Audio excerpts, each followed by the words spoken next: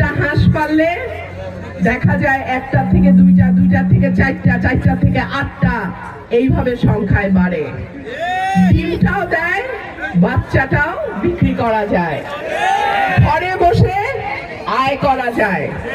আমার মা বোনরা যাতে ঘরে বসে সংসারের কিছু খরচ নিজেরা রোজগার করে দিতে পারে, অবসর সময় সেই ট্রেনিং বা সেই প্রশিক্ষণ ইনশাআল্লাহ আমরা দেওয়ার ব্যবস্থা করব। প্রিয় ভাইরা আমার, এই উপজেলা দুটো এবং বিজয়নগরের দুটো ইউনিয়ন আমার বাবা এইখান থেকে নির্বাচন করেছিলেন ৭৩ সালে। আমার বাবা নির্বাচিত হয়েছিলেন, কিন্তু তাকে কাজ করতে দেয়া হয় নাই।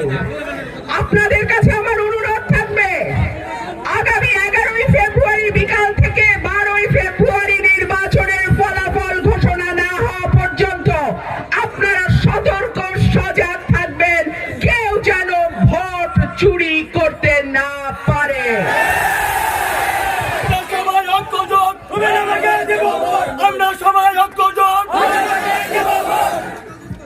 আমাদের প্রত্যেকে যার যার কেন্দ্রের পাহারায় থাকবেন।